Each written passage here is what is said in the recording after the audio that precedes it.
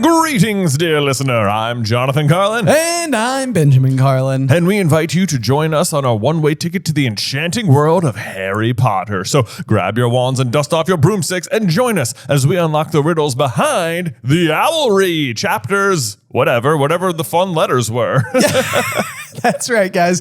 So we have kind of a special episode for you today because we are celebrating the 1-year anniversary of the Patreon. Patreon, yes. For Through the Griffin Door.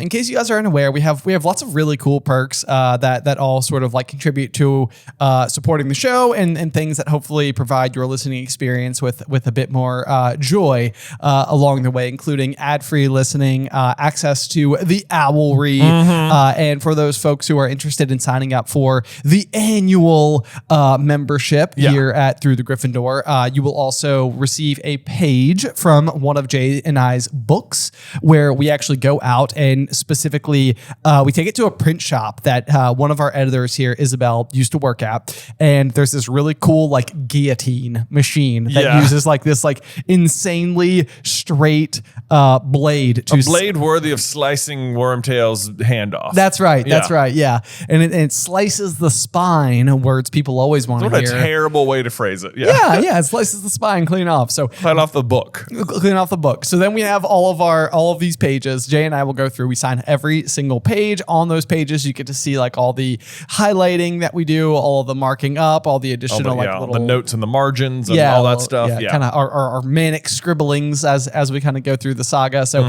that is something that you get. And then also, if anybody who signs up for an annual membership before July 31st will also receive a Gumpster Fire pin in the mail as well, which is a really cool pin that, again, Isabel designed for us and features our own lovely snowy owl here, Gumpine.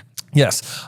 So for this week's episode, I know everyone is anxiously awaiting chapter 33 of Goblet of Fire, The Death Eaters. But as this week is coming out, it is actually our mid-year break here at Super Carlin Brothers. So we are out of the office. And in the name of taking a break, because if you don't know, being a content creator can, or I'm sure you've seen it from many of your other favorite people out there, burnout is a real thing. So we try and give the entire office just an entire week off. No one will be in office this week. And in the name of not overworking ourselves, just to take a break, we are going to give everyone who is not signed up for the Patreon a glimpse into the Owlery. So we have cherry picked some of our favorite episodes where if you don't know what happens in the Owlery, we answer letters that you guys write in, delivered to us by our owl, Gumpine. Yep, that's right. And so we put together several of those letters right here. What's so fun about the Owlery is that a lot of those episodes turn into like full-on Super Carlin Brothers videos. You guys have such good questions, and I will pick sometimes, and I'm like, I don't really know where this conversation is going to go. And by the end of it, we're like, we got to go write a script about that. I know. Yeah. I mean, there was one in particular, I think, where that like launched the entire what if Ron was in Hufflepuff saga, which was simply asking the question, what if the Weasleys had taken in Harry as a young baby? And it changes everything. Like that ended up being the catalyst that we had always been looking for as to like what we needed to inspire that particular series. So the Owlery's been really, really cool. And I think in so many ways, it really brings together the community because like we're all operating as like one big think tank. It's like this is like where I think everybody it's like getting to sit down with all your friends in this like gigantic digital room and just sort of be like, hey, let's talk about all of our favorite thoughts and questions and things about Harry Potter, and then like put it to the test and see what comes out the other side. So it's a lot of fun. We hope that you guys enjoy. We'll have 3 episodes of the Owlery for you guys to tune into and listen to today. We hope you enjoy. Yes, and if you like what you hear, just know that there is an entire backlog of the Owlery available to you if you're not already a patron. So you can always head on over to Patreon and just get access to the entire library of the Owlery. That's exactly correct. Yep. Yeah, so patreon.com/throughthegryffindor. Yep, but enjoy.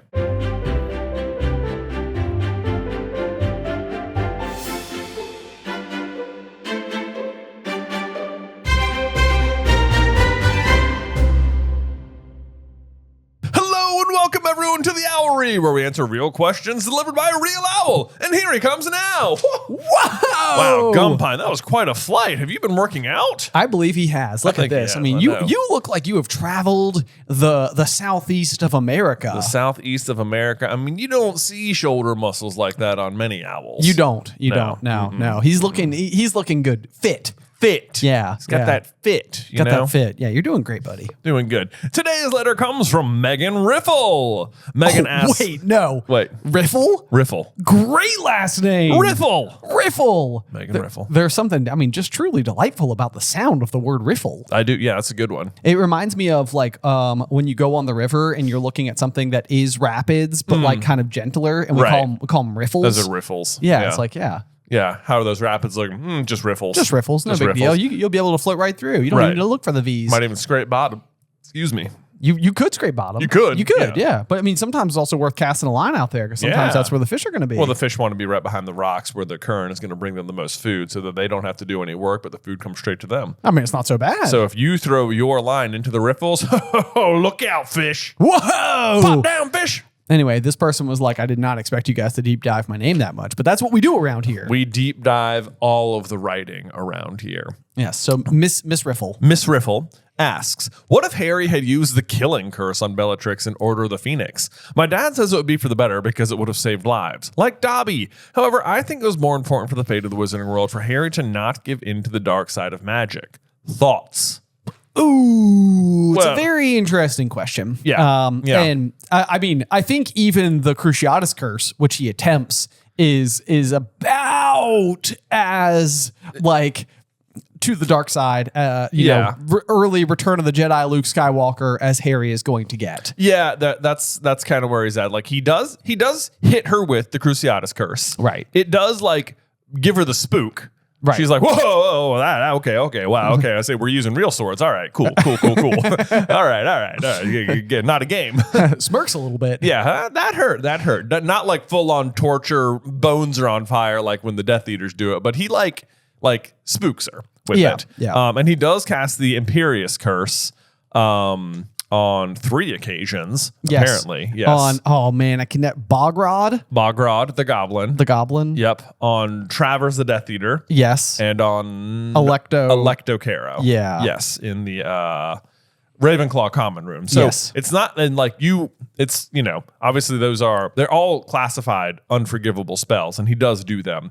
And he uses Sectum Sempra, which I would say is pretty dark magic too. It's pretty dark magic, definitely. Yep. I think that goes back to like when Snape arrived at Hogwarts, he had more dark magic than most fully grown Death Eaters or something. And then he invented that one. And then he invents that one, for use against enemies. It's like, you're in high school, man. Yeah, dude. Which enemies are you hoping to slash into smithereens? Well, he uses it on James.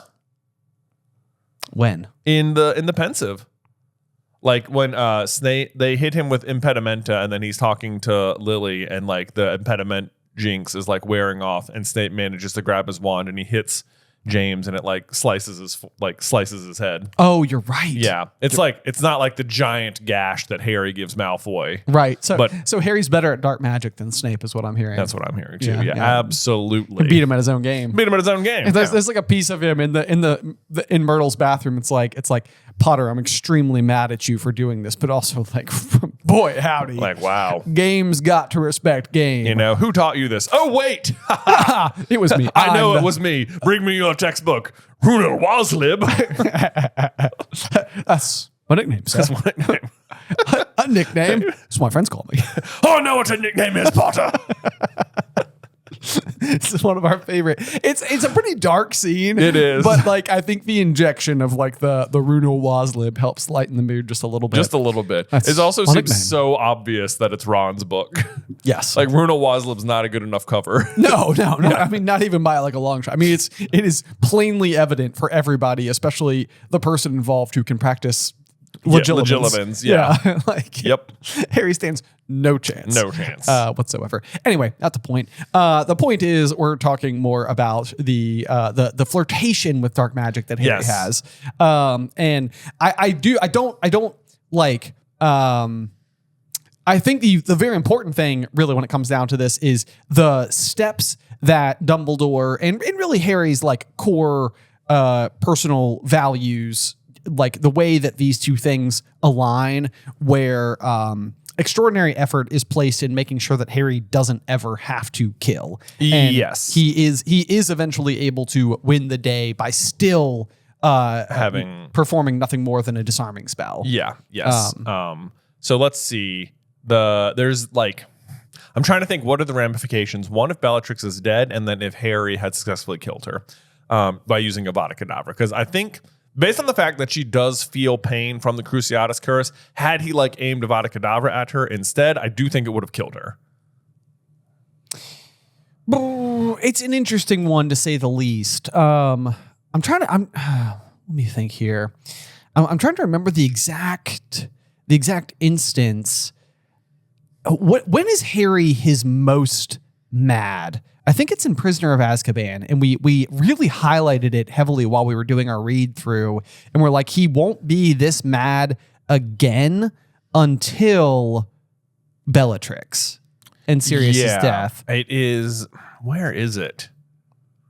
It's somewhere. It's got to be somewhere in the Shrieking Shack, right? I think it has to be something. Is it at Sirius? Yeah, it's at Sirius. Yes, because he basically like physically attacks him. Yeah. And so it's kind of like I think that is the most, and it's because of like this idea of betrayal, which would go against Harry's core values so aggressively, deeply. Yeah. Okay. So then the question is like, because Bellatrix, what she's going to say in that situation is like, you've got to really mean it, Potter. Right. Like, and this I actually think is fascinating, because we've been talking a ton about the Imperious Curse and how what Barty Crouch Jr. explains to us in class is that what you need in order to overcome it is like extreme strength of character. And we were talking a little bit like when they're raising their hands and giving their answers, like, is it possible that like Arthur Weasley had been placed under the Imperious Curse, and that's why like Neville contributes to Cruciatus and Ron contributes to Imperious. However, we also keep pairing it back to this idea of the Velas. I know I'm jumping from like point to point to point here, like at light speed, but I think that Arthur is exactly like Harry, and I would completely amend my previous thought, like, oh, maybe Arthur was put in the Imperious Curse. No way. I think he was the person who was assigned to handle the Imperious Curse because his strength of character is so high. Yeah. And fittingly so, Arthur is also not very impacted by the Velas at the Quidditch World Cup. Right. But I all of this to say, though, is whether or not... Not that he doesn't want to get a good look. Well, sure, yeah.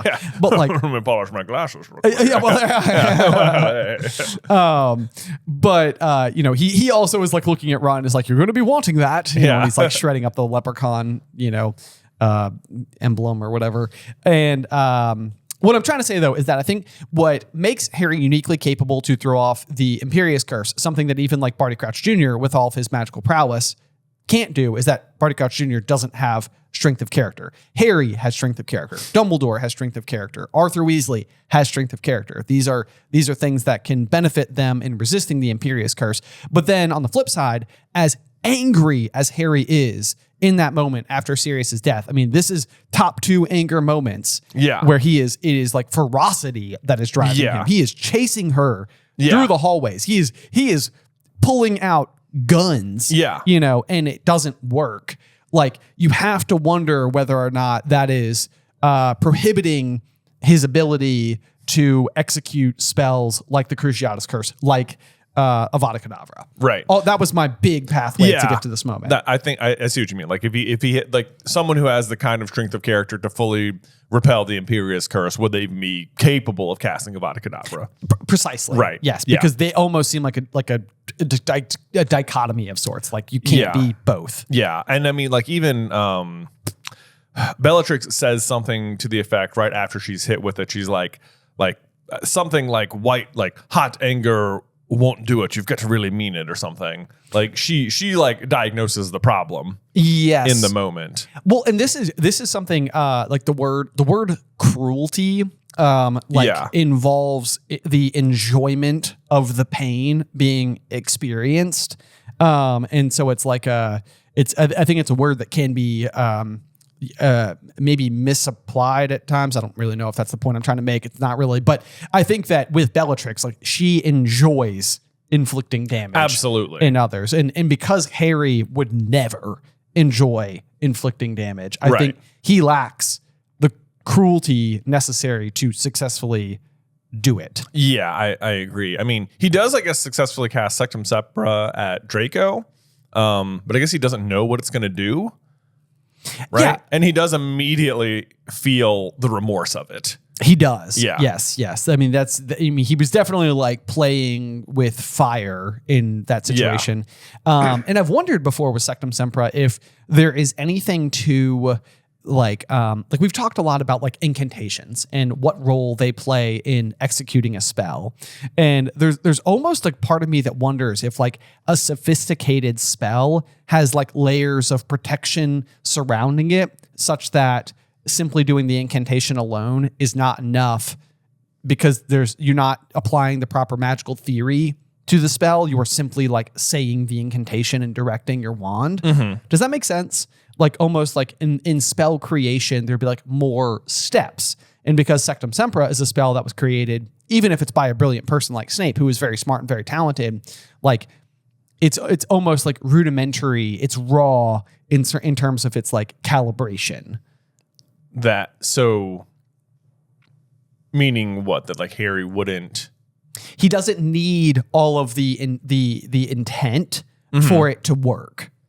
Okay. Like where I'm trying to think of like what a good analogy might be like almost like a safety on a firearm. Uh-huh. You know, it's sort of like there is inherently something that is designed to make it at least somewhat safer while handling it because it can't just unexpectedly go off. Right. And so the idea would be that like in spell creation, is it almost like you have to park the spell's effects behind a couple of layers of magical theory so that the only way that somebody can use the spell is by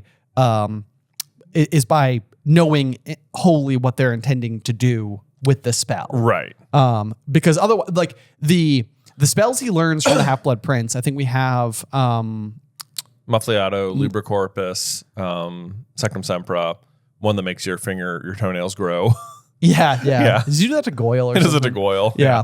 But he's testing these spells and he doesn't know what they do. And so it seems it doesn't fit with what we know about the greater wizarding world. Oh no, but we have a theory for why it does work. Okay, lay it on me. Which is that like in the pensive, even though he witnesses Levitt Corpus happen and he witnesses Sectum Sempra happen. Oh, yep. Okay, true. So like he's got it in there even though he doesn't know what he's seeing. Okay. So and not only that, but he has it from the inside of the mind of the person who made the spells. Okay. So it's like that memory exists in his brain. And that's why I think he can, like, those spells I feel like are the outliers where it's like they do work without him knowing what they're going to do because he's visited the brain of the person who did it and saw those spells specifically in action. So it's almost like they're like imprinted into like his like subconscious, right, like, even if he can't bring it to conscious right, thought. like it's like that experiencing that in the pensive like wrote the code into his brain. He didn't know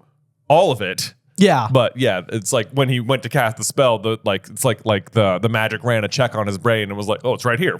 Yes. Yeah. This is it's really funny, not to tangent too far away from Harry Potter, but I'm currently in a reread of the book Project Hail Mary. Yeah. Which basically starts with a character who wakes up in an environment that they're unfamiliar with, and it's like before even being able to remember his own name, which would unlock a doorway for him to go into the next room, he is able to think in scientific thought. Yeah. And it's because his experiences in life have...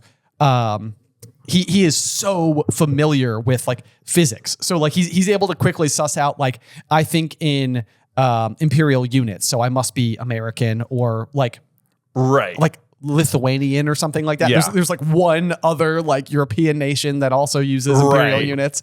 But he's like, I can't even remember my own name, but I know that I use imperial units. In that maybe I'm Lithuanian. Right. It's like a very weird. It's like in Severance when they wake up and it's like they know how to use computers, but they don't know their name or their history. Yeah. It's like they can speak English, but can they? Yeah. It's like very weird. Right. Yes. It's like there's certain things that are like they're beneath your conscious level of thought. But anyway, so take that back to Harry Potter, take that back to being inside of Snape's mind, inside of the Pensieve.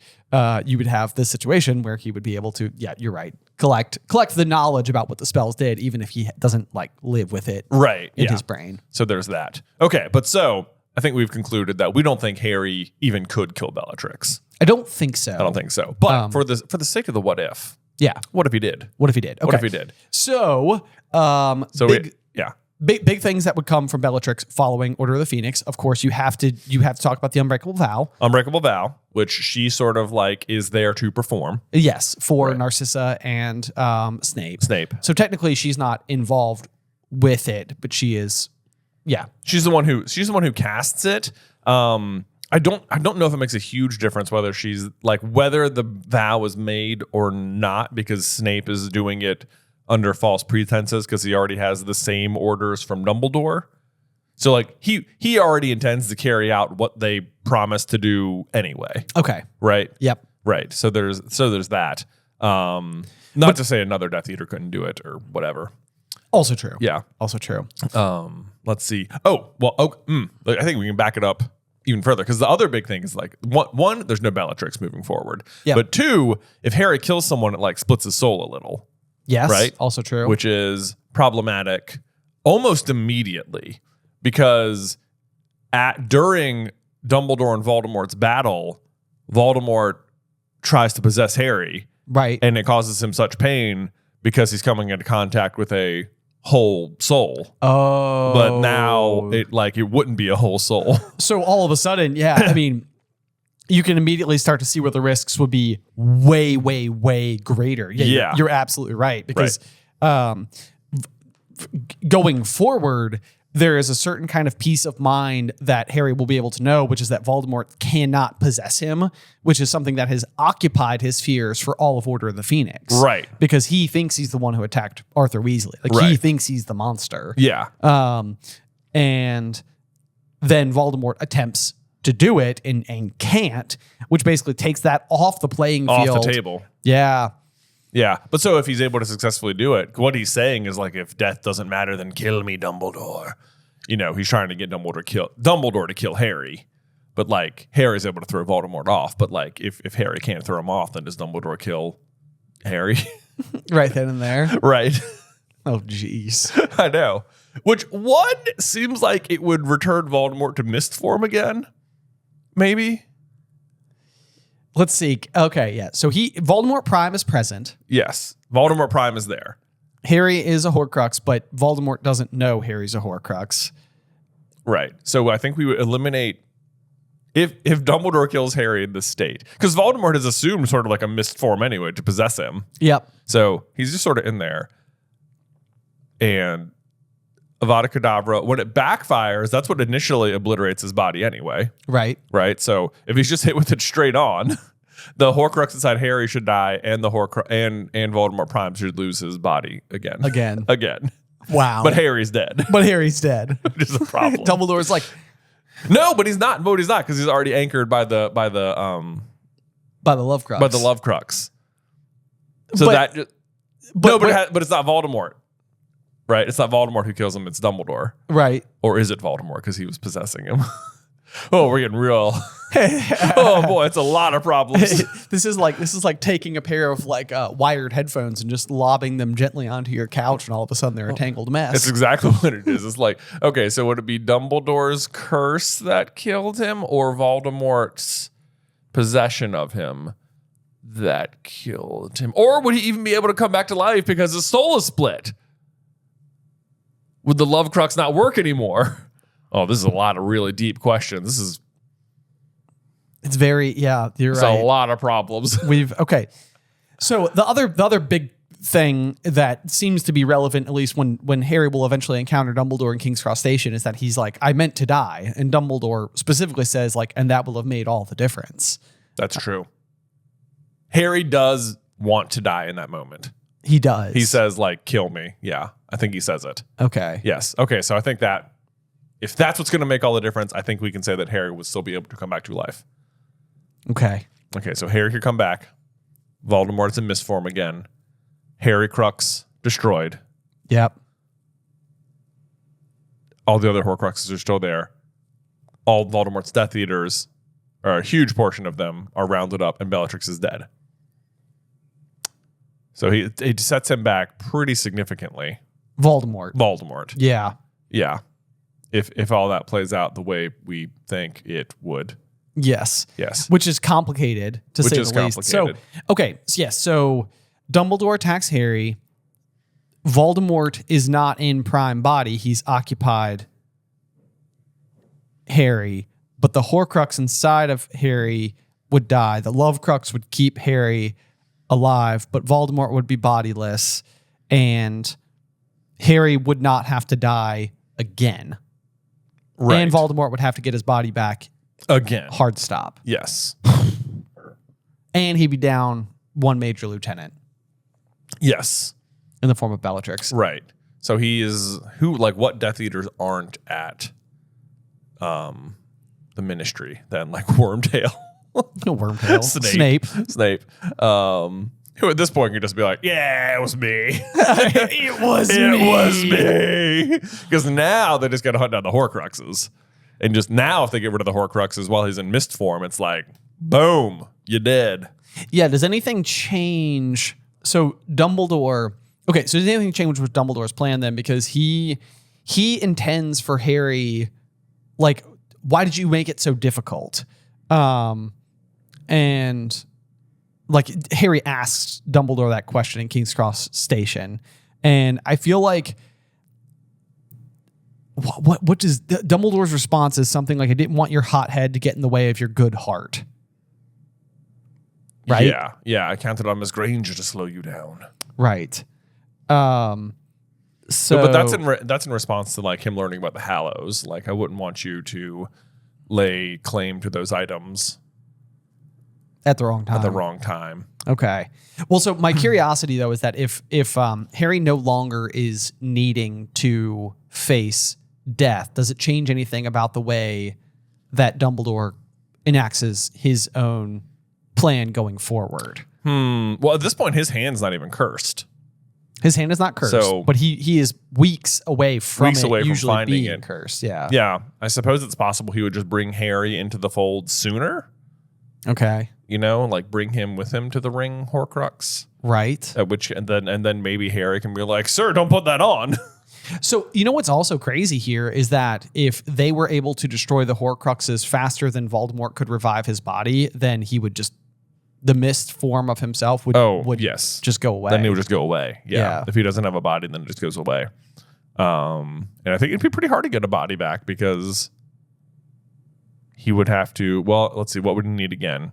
He would need more. Well, maybe it wouldn't be as hard because he'd already have like the hairy. Well, if you just took blood from anyone, you could. Yes, and somebody will contest this, but it can be anyone. It can be anyone. Voldemort himself says it. If you just got blood from anyone who was his enemy, and Wormtail gave him another hand, and he went back and got another bone from his father's grave, and they milked Nagini and got the unicorn blood and whatever else goes into that potion. Maybe that's not even the things. The unicorn blood is stuff to give him the rudimentary body. No, but you're right. Yeah. So I mean, you've got flesh of the father or bone of the father. Bone of the father, unknowingly taken. Yes. Yeah. The flesh of the servant willingly given, and blood of the enemy forcibly taken. Yeah. So realistically, they could get a body back probably fairly quickly. Probably. But I do think that you're going to be dealing with a Voldemort who is seriously knocked back, and a Dumbledore who has now overcome his most major hurdle, which is the Horcrux inside of Harry. Yeah. But then the other big question though is does it affect Harry's goodness at all? Right. Because like he will have potentially fractured a piece of his own otherwise whole soul. I think Harry is capable of feeling the kind of remorse, though, that could... True it. Would he feel remorse over killing Bellatrix? That's a question. I think that's maybe more the journey he then has to go on. Yeah, because he would have to be able to make his soul whole again and basically feel empathy for the person who killed Sirius. Right. But I do think that Harry is capable of this. I think realistically most people are capable of this. I think Voldemort uniquely isn't. That's true. Voldemort uniquely not capable of it. Though offered. Yes, indeed. Okay. So I think that's a jumping off point. Yeah. And I mean, and all of this again is to assume that even Dumbledore, who I think even based on some of our own logic may not be able to cast Avada Kedavra himself. Well, that's a good point. Again, if you want to count Secrets of Dumbledore as even remotely canon, the Chillin does kneel before him. Well, that's true. Yeah. That's true. Yeah. Yep. That's a solid point. We're defeating ourselves with our own logic. I know. Well, but no. But it's fine because our own logic says Harry couldn't cast Avada Kedavra, but in our scenario, he did anyway. That's a good point. Okay, so in our scenario, we're wrong about the other scenario. And he can cast it. You're right. Which means Dumbledore could cast it. So, solved! We defeated ourselves. Again. Sort of. Boy, that was a way deeper, magical, philosophical question than I thought it was going to be. Classic riffles, am I right? Oh, riffles. Yeah. Man, great question. As per always, guys, continue to submit them. We were so excited to answer them for you. We're having just a hootin' and hollering good time over here. But otherwise, until next time, bye!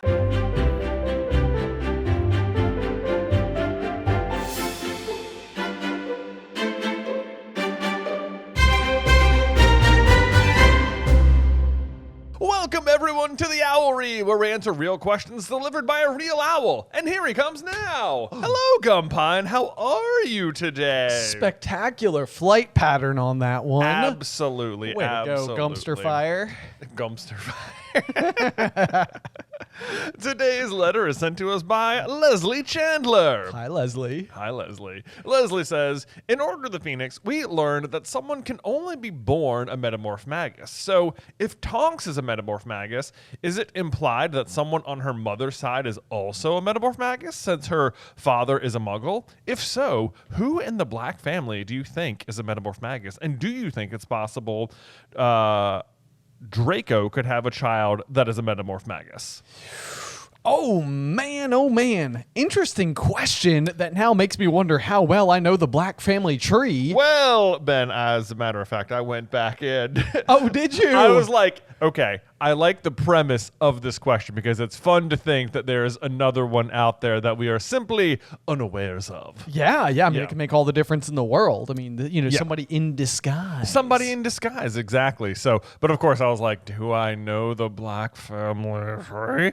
So, yeah, for reference here, Tonks's father, Ted Tonks, is Muggle. Yes. And her mother, Andromeda Tonks, is sisters with Narcissa and Bellatrix. Yes, yeah. There's always that kind of like interesting moment for Harry when he wakes up at the Tonks family household. Yes. To discover that he thinks he's looking at Bellatrix. Yes, but instead it's just Andromeda. The good one. The good one. And even as I was looking at the Black family tree, I was like, am I crazy? Why can't I find Andromeda on here? And it's like, because she's been burned off. Oh, yeah. Got the serious treatment. Yeah, you got the serious treatment there. So she is on there. So I went back then on that side of the family tree to try and figure out and made a list of everyone it could be, just kind of going up Andromeda's like grandmother, great grandmother, and then anyone of course they're married to. Sure. Which Yeah, okay. down to her, it could be on either side, presumably. It doesn't have to be a Black family member. So Andromeda was the first. I mean, it kind of makes sense from the Black family, like to not have a lot of like Muggle blood integrated vertically at least. Yeah, I mean Ted Tonks is the only Muggle in the picture here. Okay. So moving up the family tree, obviously everyone is pure blood per Black family motto, I think, which is is what is it? It's like thus like Deja Pure, Pure, like thus always pure, or something very racist. Yeah, it's like not good. Not good. Something very bad. Yeah, it's not good. So anyway. Tonks's grandfather and grandmother on her mother's side would be Cygnus Black and Druella Rosier. So this would then also be Bellatrix's and Narcissa's parents as well. Okay. Yep, that makes sense. And Rosier is one of the comrades of Grindelwald. Grindelwald, yes, Vinda Rosier. Is like the I think her name is it like Poppy Poppington or something? She has actress, like an extremely fun name. She does have an extraordinary name, and she is just lovely. Absolutely beautiful. Yes, as a human being, not as a follower of Grindelwald. Yes. But so at first I was like, oh, maybe it's Vinda Rosier. But the tricky part there would be that almost certainly, unless in Crimes of Grindelwald she is already married to a Rosier, almost certainly that her name would get changed at some point. Oh, I see. And like Druella Rosier wouldn't have been her descendant. I see. Right? I see. Unless Vinda Rosier is married, but in which case we haven't really seen her husband at all. Yeah, but I mean that's also ends up being kind of the case with Bellatrix and Rodolphus, where he's like a totally like off-page entity who like shows up kind of sort of here and there. Sort of here and there, yes. Yeah. That's like one of those things where it's like we so heavily associate Bellatrix with the Lestrange family, but she is only a Lestrange by marriage. Yeah. So I wouldn't entirely rule it out, though we just haven't seen Vinda's husband. Especially because she is going to be not the only well-known name, only potentially well-known name on the list, but like she's right in Grindelwald's camp, and having this ability would seem like it's like, oh, that's a reason you're like extra useful. Yeah, I mean that would be a massively, and not to mention Grindelwald does spend all of Fantastic Beasts under the guise of Colin Farrell. Yes. He's very good at transfiguring his own appearance. Yes, as well. Yeah. So I mean, that being said, I guess he's also then portrayed by 3 different actors. Absolutely, that's true too. Yeah. You could. I mean. This would be a real stretch. Could argue maybe Grindelwald and Vinda Rosier had a child, but that they were not married, so the child kept the Rosier name. My mind was sort of living in that zip code. Yeah. I was like, I mean, it feels like everything we don't like about the Cursed Child and the idea that Voldemort had a daughter. Yeah. Like it's kind of like, does that really seem likely? Like it doesn't feel correct. Although to be fair, Grindelwald, well, yeah, I mean, but that would really be weird too, because Grindelwald, I don't know, whatever. Well, because we know Grindelwald and Dumbledore have their own kind of like relationship going on. Yes. So this would make Grindelwald more like bi. Yeah. Yeah. But I can see him having a romantic relationship way more than Voldemort. Yes. Yeah, I absolutely agree there. Because Voldemort's whole thing is that like he doesn't even have friends. He doesn't care about anybody. Yeah. Plus, then we also see in Crimes of Grindelwald where he does the whole morph from the one follower inside the carriage back to himself. Oh yeah, you're right. Right? Yes, there is there. Yeah. Okay. Yeah. Like the body swap scene. The body swap scene. Yeah. So like there's not nothing to the idea that like is Grindelwald a Metamorphmagi? Like it's not known. That would mean that he is simultaneously Metamorphmagi, a seer, and just an overall powerful wizard. So he'd be quite the singular entity at that point. That would be so interesting if Tonks was somehow related to Grindelwald. That would be because that's what if any of that was true, it would mean that Tonks' ability is from Grindelwald. Yeah, which would be kind of fun. That would be pretty sweet. Pretty fun. I mean, that would be kind of like okay, Tonks. Yeah, like what? Yeah. It would also mean then that Harry would be raising the like great grandson of Grindelwald. Oh, you're right, because Teddy Tonks. Yeah. Well, we don't know how far back it would go. Possibly great. Yeah, but a descendant of Grindelwald. Ooh. I know. Oh, that's so weird to think. That is weird to think. Okay. I don't really subscribe to it, but it is interesting. It does. It's not impossible that that's true. Okay, but you have other notes. If in fact it is through Grindelwald and Vinda Rosier who eventually who has a child under her own name, and that eventually they go down to be Druella Rosier in that line of people. Okay, and they marry Cygnus Black. Anyway, up the family tree from that. This is just what we know. There are other possibilities, but obviously it would be more of a named character. You'd think. You would think. You'd think for sure. Yeah. So then you have the mother and father of Cygnus Black, who would be Pollux Black and Irma Crab. Okay. So I've never heard of either of them other than that they appear on the Black family tree. Yeah, the one thing, I mean, this is literally not related at all. Just the Crab connection there. My mind immediately went to the fact that Crab also is a character who we've seen on page be transformed, but not just by Polyjuice Potion. Actually, I guess even Crab is not the one being transformed. Somebody is transforming into Crab. him. That's true. But as long as we have characters who we have association with being changed, technically it does happen with Crab. But that is the biggest reach of them all. So, those two just feel like they are like placeholder names that fill the generational gap. Above them. Did you say Irma Crab? Irma Crab. Irma, is that not the name of the half elf who transports Credence? I think it is. Is it not Irma? I think it is Irma, although it would be surprising to me if this was the case. Extraordinarily unlikely, given the blood purity and all that type of thing. But anyway, I was like, wait a second, we know that name too. Yeah. All right, continue. Okay, moving on. So then this would be Pollux's mother and father, and it gets a little confusing because his mother and father are going to be named Cygnus again. So the first Cygnus would have been named after this one. But it's going to be Cygnus Black and Violetta Bulstrode. Okay. So kind of getting more of those Slytherin names in there. Yeah, so Millicent's, now we're looking at great something or another. So it would have been, something like that. So let's see, Tonks, where are we on the Tonks line? So the first one would have been grandfather and grandmother. This would be great. This would be her great grandmother and grandfather. Okay, so for Millicent, who then is like a generation potentially below Tonks, I guess we don't know exactly how old Tonks is, but chances are great from Millicent. Up. Yeah. Great. So that's there. Again, never really heard of these two people otherwise. And then if we go to great grandmother and grandfather of Tonks. Of Tonks, and this is going to be Cygnus's mother and father again, so we don't know anything about like Violetta or anything. But we do know this name because now we're at Phineas Nigellus Black or Ursula Flint.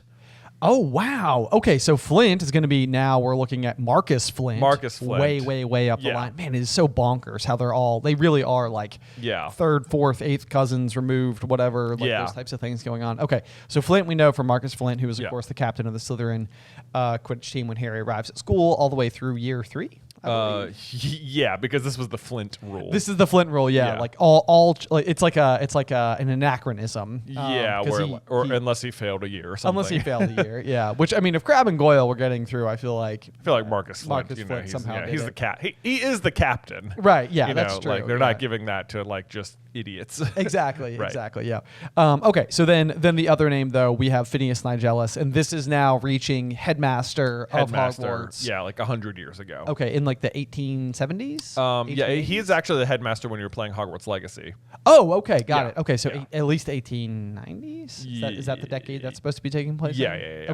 Okay. So, Phineas Nigellus, do we know anything? Do we learn anything new about Phineas Nigellus? I mean, we know that he's a Hogwarts headmaster because his portrait is in the... Yeah, we know he's a Hogwarts headmaster. I don't think you ever see him do any Metamorphmagus stuff in the game. Okay. I mean, he's just like very unpopular and he keeps showing up and saying things and you're like, wow, you're sort of the worst. Okay.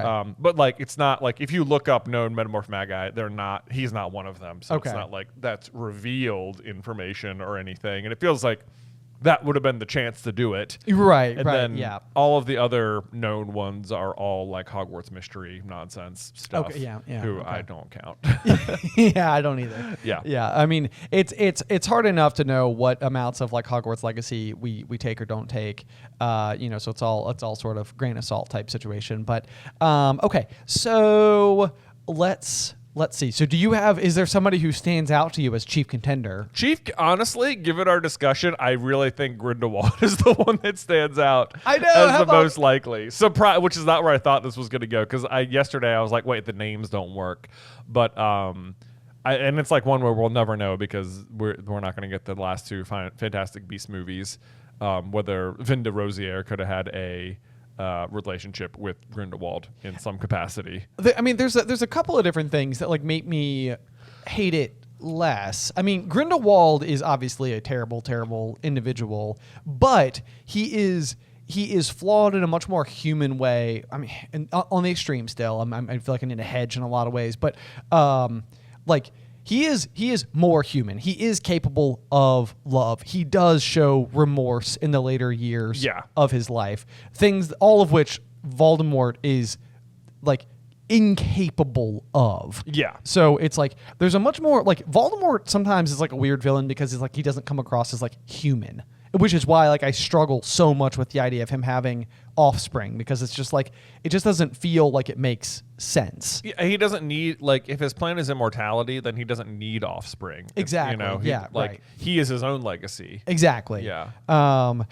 And so what I don't hate about it is the world where like even Dumbledore says like that he believes that Grindelwald showed remorse in his later years, and if that is in any way, shape, or form influencing his own legacy, it would mean that like his own descendant would go on to join the ranks of Albus Dumbledore in the fight against evil. Right. So like there's something to be said for that. Like it would mean that Grindelwald's legacy ended up going in a direction that like opposed even his own teachings, even his own quest for the greater good, right, as he saw it. Mm-hmm.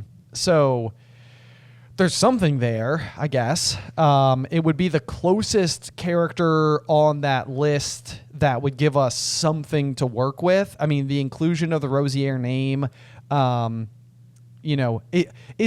the Black family motto French or Latin? I think it's Latin. It's Latin? Yeah. Okay.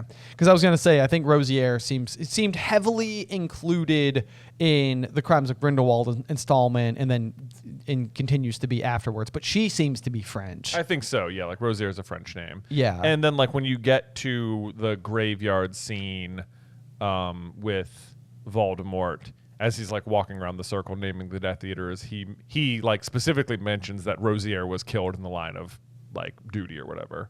Oh, so, interesting. Yeah, so like the surviving line of Rosier is dead. Right, yeah. Okay. Unless Tonks is Tonks. part of this as well. Right. Yeah. But then the name would have just died off when Druella Rosier married Cygnus Black. Okay, got it. Okay, yep, that makes sense. Okay, so that is kind of interesting. Yeah, because it would seem so unlikely for Grindelwald to wed. I mean, absolutely. It seems unlikely. Right, but then it does sort of open an interesting door for an opportunity for the naming convention at the very least to not follow the like air quotes traditional path. Right. Like why it's not like Vinda Grindelwald. Right. Yeah, exactly. Okay. Fascinating. Indeed. I feel like I would love to discover more research. I know. I'm like, I want to look into it more and see, like, is it, because it seems like you'd have to have like Vinda and then someone else and then Druella and then the Andromeda and then Nymphadora, right? It's a lot of generations to take place between the 1920s and the 1990s. Is that a lot? Is that too many? Maybe it's not. Maybe it's just Vinda to Druella. Right. Yeah, is that possible? I think it could go Vinda, Druella, Andromeda. Okay. I think that could work. That could happen. If Vinda, let's just say, is 30 in 1930, then would have a child, and let's say they had a child at age 30 in 1960, then yeah, I think yeah, that's enough. That covers it. I think that spacing is sufficient. Okay. And if anything, it would make Tonks moderately closer to the origin point. Yeah. Rather than being like 4 steps removed. Okay. Yeah. Did not see this question going this way. Me neither, honestly, at all. I was like, I'll mention Druella, but I don't think. And then I was like, well, wait a minute. But what? Yeah. Because otherwise, like, I mean, if you wanted to draw these connections, it would feel like you do it with like a named character. And Vinda is the only other Rosier we know of. And otherwise, it'd be Phineas Nigellus Black, who we just don't know to be a Metamorphmagus, so he seems less likely. Right. And this is all assuming even that this is a genetically passed down trait versus. Yeah, but basically because you cannot, like, you must be born this way. Right. Which makes it feel like it would have to be passed down. And then Teddy Tonks is also a Metamorphmagi. So it does seem like it's genetically passed down. Okay. Right. Okay, well that makes it like a bit firmer then. Yeah. Okay. Not Teddy Tonks, Teddy Lupin. Sorry. Teddy Lupin. Yes. Yeah. I'm sorry. Yeah. Different characters. I followed your logic. So then the question is the title of now in my head I'm like okay, if this is like a video, is the title is Harry raising Grindelwald's grandchild? Son. Yeah. Grandson. That would be so weird. I think for the most part, Teddy Lupin is being raised by Ted Tonks and Andromeda Tonks, but spends a lot of time at Harry's house. Well, Ted Tonks dies. Oh, you're right. Yes, and I think Andromeda Tonks also dies. Oh, is that right? That was what I thought. Okay. I don't know where Ted Tonks is otherwise. Yeah. Wait. Why would he have died? When would he have died? Because he wouldn't even be at Hogwarts. Ted Tonks? Yeah. Well, he's on the road. Remember, he's talking to Dean Thomas and all them at the campfire. I'm pretty sure that they say that the Muggle Ted Tonks was killed after that. Am I mistaken? Hold on. Now we have to. Now I need to know. But when they wake up at Shell Cottage, they're like, "Careful, that's my wife you're talking to." That's at Shell Cottage? Yeah. No, that happens at the Tonks household. You're right. When Hagrid and everybody crashes. Okay. Yeah. I am confusing, Bill and Flores with the Tonks residence because Lupin shows up there and he's like, "We had the baby." Yes, Ted was with Dirk Cresswell and Gornock when they were caught, and is murdered by a gang of snatchers led by Fenrir Greyback in March of 1998. Well, there you go. Okay, my bad. Who raises? I feel like it's not Harry. It's not like he's raising him directly. Well, yeah, I mean, because that's where Harry's like, he's over half the time anyway. Yeah. I know. Now I'm looking it up on the fly. Teddy Lupin, the only child of Remus and Nympher, is raised by his maternal grandmother, Andromeda Tonks. Okay, so Andromeda makes it. Okay. With help from his godfather, Harry Potter. So mostly Andromeda, but spends a lot of time at the Potters. Okay. We got it. We got it. Yeah, we got there. I know that there were some people screaming at us for being what are you doing? This is canon information. Okay. So then the other half of the question was, is it possible Draco could have a Metamorphmagi? And if it isn't, it would be possible then, I suppose, if it is indeed through Andromeda's side of the family, because that would be the same side as Narcissus' side of the family, and therefore it is possible for Draco to pass that on as well. However, the only known child of Draco is Scorpius, who is not one. There you go. So there you go. Okay, but Scorpius! What a lovable character Scorpius Dude, Scorpius is a great character in The Cursed Child. Yeah. For sure. Yeah, the Cursed Child goes off the rails for sure. It's not necessarily the canon experience you want, but the live show is a delight. Yes. So, and the live show would have you believe, or would at least point you in the direction of Scorpius ending up with Rose Granger Weasley. Okay. Yes. Okay. So like Ron and Hermione's daughter. so that would be so funny. Oh my gosh. Yep. Just weird lines going every which way, aren't they? Okay. I think we got there in the end. Well, we got somewhere.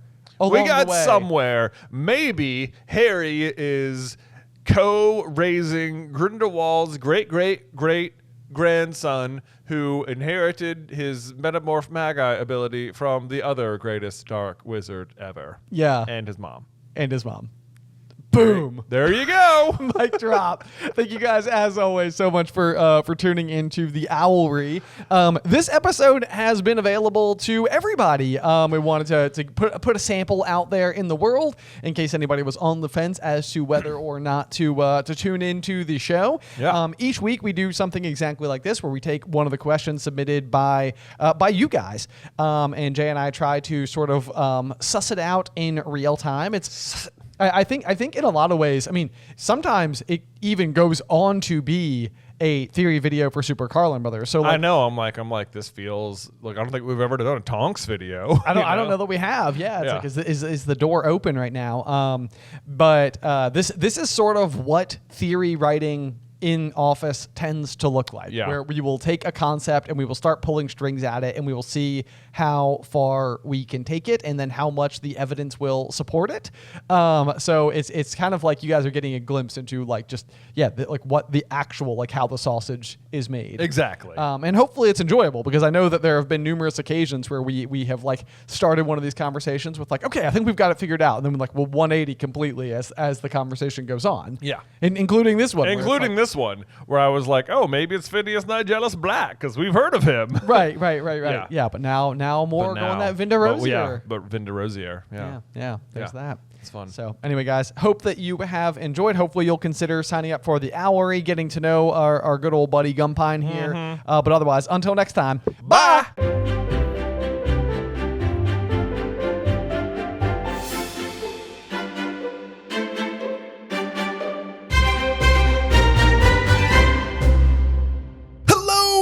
Everyone to the Owlery, where we answer real questions delivered by a real owl. And here he comes now. Woo! What a nice flight pattern you had today, Gumpine. That was tremendous. Hello, how are you, sir? You know, when we came up with the name Gumpine, I thought that it was incredibly silly and ridiculous, but now I can't think of it being anything else. Exactly, Ben. Exactly. Although, hilariously, every single time I want to say Gumpine, I also say Gumpster Fire in my head. Yeah. So he's also Gumpster Fire. He's also Gumpster Fire. That's his pet name. That's his because he's a pet. Because he's a pet. Yeah. Literal pet name. A literal pet name. Yeah. Oh, are you okay? I'm fine. I'm just a little ill. Who actually calls their pets by their real names anyway? I know. It's like you came up with the name and then you sort of just like immediately start modifying it. Yes, you kind of blob it into something else. I would say, well, we didn't, when we were growing up, we had a yellow Labrador retriever named Torch. Yeah. I wouldn't say we had much, there was that was sort of like a no notes kind of name. That's because Torch was an awesome name. It's a perfect name. You came up with it. I did. Yeah, I was pretty happy with that name.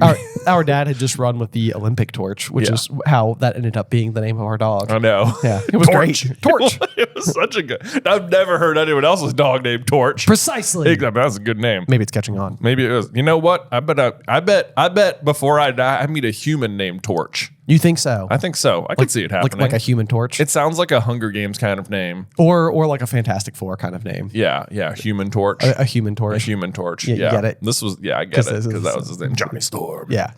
Yeah. All right. Anyway, let's get to today's letter right, from Meredith C. Hi, Meredith. When did Petunia tell Vernon about the magical world? Before they got married? Before Harry arrived? Or when he was left on the doorstep? Vernon hates magic enough. Would he ever leave her? It seems he met Lily and James at least once. Did he find out about it then? Oh man, it's always like one of those really funny things, like where I think in this week's episode we talked a little bit about how like Karkaroff wasn't brave enough to return as a Death Eater. Yeah, which is sort of like one of those like very upside downish, because Karkaroff still sucks. Like nobody likes him. Yeah, no one likes him. But it's like he's still like a devious person. He's still a devious person. It's like you're not even good enough to like go and be a proper bad guy. You're just sort of like a neither. Well, he's like a turncoat for the bad guys. It's like.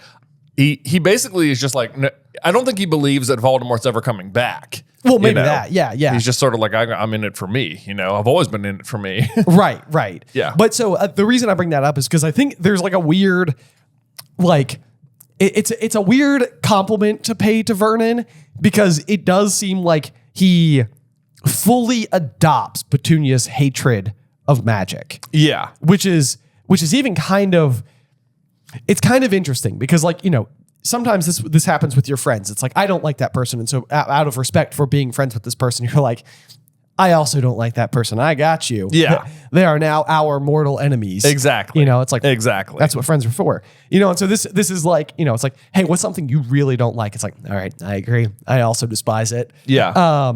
And it's like, it's kind of interesting because you might just say, well, of course, Petunia would just find somebody like her natural partner would naturally also hate magic. But you have to remember that like Petunia wants to go to Hogwarts.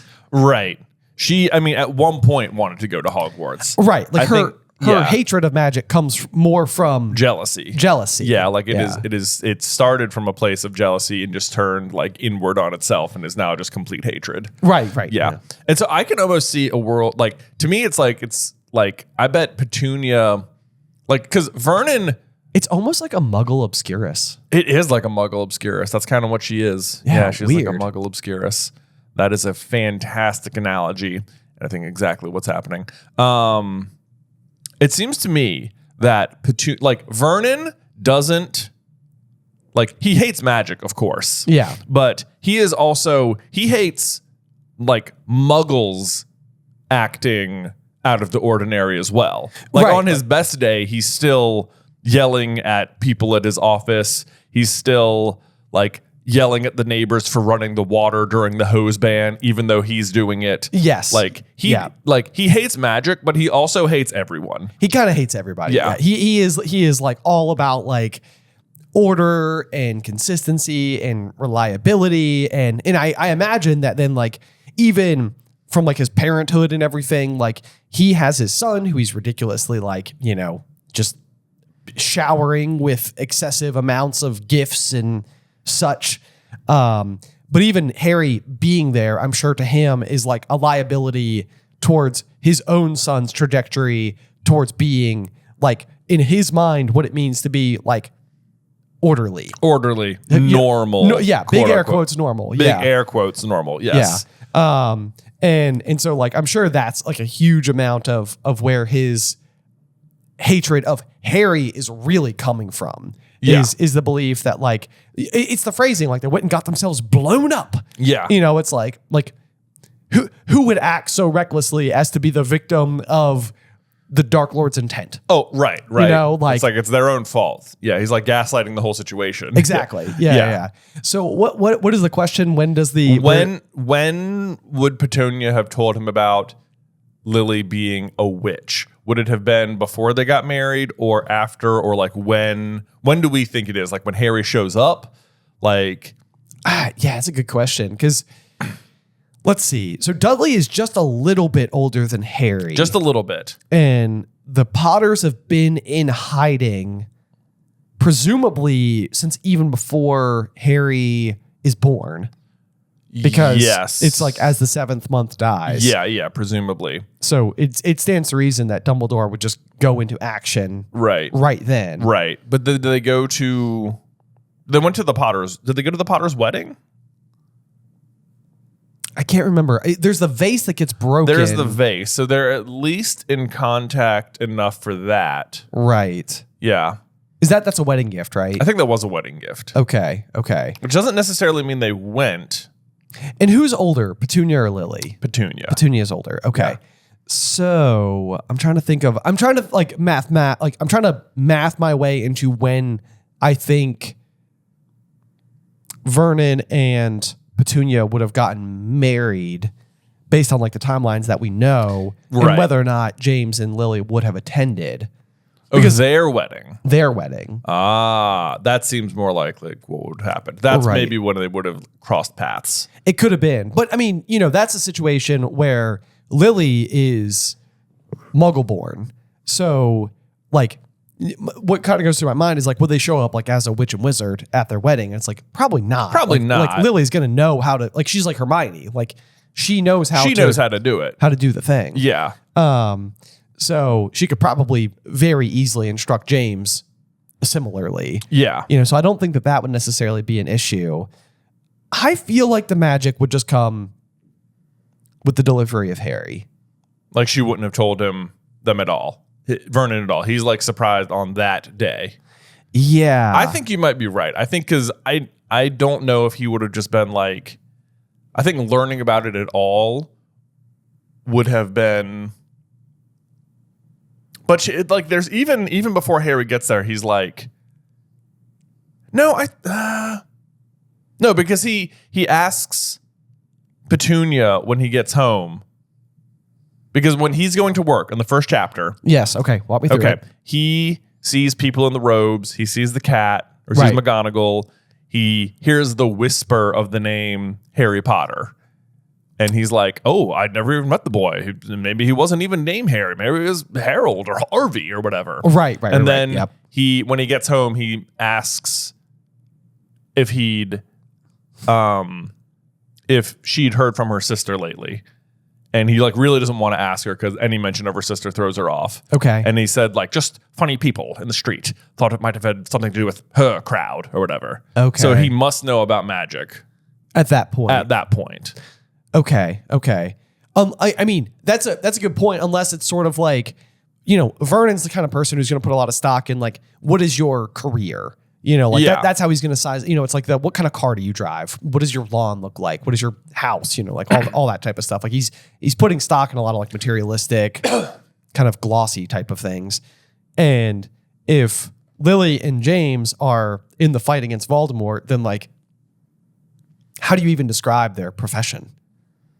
Maybe you don't. I think it seems like he almost refers to James as a lieabout. Oh, right. So maybe it's just sort of they do nothing. They do nothing, their crowd could just as easily be a lackadaisical sort of stare at the stars and sky and just freeloader kind of people, something yeah. I mean, it could mean that. I do think it means the magic community. Magic. Okay. Yeah. Okay. So in that case, they would have to know at least. He would have to know at least before Harry arrived. Okay. Which would of course be later that night, but right. Petunia represents kind of an unusual circumstance, even as far as the statute of secrecy is concerned, because this is a prime situation. Like Hermione's parents seem to be proud of her as a witch, and Lily's parents seem to be proud of her as a witch. But what is the existing liability of a family member of somebody who is exposed to magic, who knows it's real and hates it? Right. That's a big risk to the statute of secrecy. It absolutely is. Yeah, because you're right. But it doesn't seem I'm trying to wonder, is there any proof that maybe Vernon was exposed to magic at some point, so he also hated it, and that's part of what they liked. But Marge doesn't know about magic at all. No. Yeah, because it seems they're pretty determined for her to not know about it. Right. Yeah. And that's his only other known relative that we're aware of. Do you think there's any kind of Fidelius charm adjacent kind of situation that could exist when it comes to being a family member of a witch or wizard that you could expose that information? They're incapable of telling other people? Incapable of telling other people. I suppose that could exist. I mean, when I think about the wizarding government, it seems operative number one is statute of secrecy. Right. It is that is their main purpose. That is their main purpose. It seems everything revolves around this particular dilemma. Right. And you'd at least have situations where like Dean Thomas, for example, his dad leaves, right? Yeah. Mom's possibly a witch. Mom is a witch. He doesn't know about his dad. He doesn't know about his dad. Right. So, that could be a situation where dad could I was going to say dad could leave, but can't tell anybody why he left. Right. Because of the reason. It's sort of but then there's the situation where Fudge shows up to the Muggle Prime Minister and he's like, yep, the magic world exists, blah, blah, blah. And he's what if I just go tell people? And he's like, would anyone believe you? Well, that's true. That's true. Yeah. I mean, and that's a situation where it's maybe it's government leader you have a greater amount of responsibility. Yeah. Like, and like, this could negatively impact your reputation because, like, how are you going to prove it? And, you know, it's like all of a sudden you might sound kind of mad if you started to like make this particular claim. But like, if anybody was able to speak to a muggle about it, it stands to reason that it would be the leader of the wizarding government, right? Right. Like, you know, I mean, Fudge uniquely may be capable. Right. And even that circumstance could be like the lift on those rules. I mean, you're talking about like two heads of state effectively. Yeah. Yeah. I know that that's not really the question. I'm sort of just going down like a different rabbit hole altogether, but just sort of with that, like living in the back of my mind. Right. But it's not, I don't think like wizards in general are incapable of revealing themselves to muggles. Well, they're certainly not, but there's also like the like obliviators who are just like always there to like fix it. Yeah. But it's not like a Fidelius kind of secret then. Right. So mostly what I'm trying to say is like, is there anything that would have been preventing Petunia from being able to communicate this information to Vernon? I don't think so. No. Okay. No. Okay. I don't think so. Okay. I think she could have told him. I'm trying to think when. It almost has to have been. I bet you're right. I bet it is I bet it is leading up to Vernon and Petunia's wedding, because Lily and James are probably going to be in attendance. Right. And she has to tell him this thing. And that's that. I think that is the breaking point. Okay. For them, because she knows it could be a problem. Or maybe there was a fiasco at the wedding. I almost love that idea too. Like James is just like that sounds like James too. It does too. Yeah. That does sound like James. Whoops. Lily's just like, James. Come on. What? They're intolerable. I know, right? They're like Muggle Snape. Yeah, basically. Yeah. Okay. I think we've worked our way back there. That's interesting conversation, but the number one thing I feel like I took away from this was the idea of the Muggle Obscurus. Yeah, right. You know, it's like a weird like internalization of like anti-magic. Yeah. Like instead of the internalization of the magic. Right.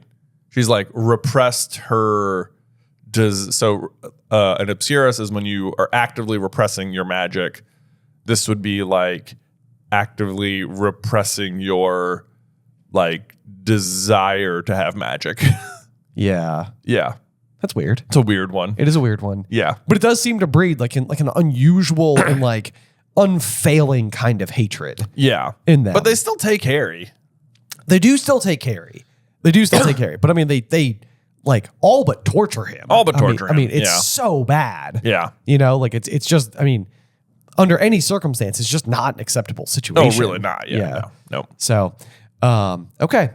So that's something to think on, but hopefully that answered your question. Let us know what you guys think. And as per always, continue to send in your questions. We love doing this. It is so much fun. Yeah. Otherwise, until next time, bye. And there you go, guys. That was the Owlery. I hope that you have had so much fun listening to Jay and I work through thoughts and questions that have been submitted to us by the listeners here. In the Through the Gryffindor community. I like we said before, this is like it's been so much fun. So many of these questions and concepts end up leading to full blown videos, which we joke all the time at Super Carlin Brothers. And I think we've been saying it for 8 to 10 years now, but like it feels like we're scraping the bottom of the Harry Potter barrel, and then all of a sudden there's this massive influx of people asking questions, and it's like, oh hey, it turns out we're not. It's such a deep world, which I think is why we all come together and we enjoy it so very much. So just as a reminder, if you are interested in signing up for the Patreon, if you do an annual membership anytime in the month of July, then you will also get access to a Gumpster Fire pin in addition to a page from one of Jay and I's books, which will be all marked up. Those will be shipped separately just in case you end up getting like one and the other one hasn't arrived yet. Just as a note to go out there to everybody. But we super appreciate your support. We really could not do the show in this way without you guys. It really just means the world to us, and we're so glad that you continue to enjoy that we're doing this, that we're going into such extensive detail into the Harry Potter saga. It's been super fun for us as well. But But thanks for listening this week, and make sure you tune back next week for Chapter 33, The Death Eaters, here on Through the Griffin Door. Today's episode was edited by Ethan Edghill. Vaishon Brandon does our art. Catherine Stein is our production manager, and the show is hosted by me and Jonathan Carlin.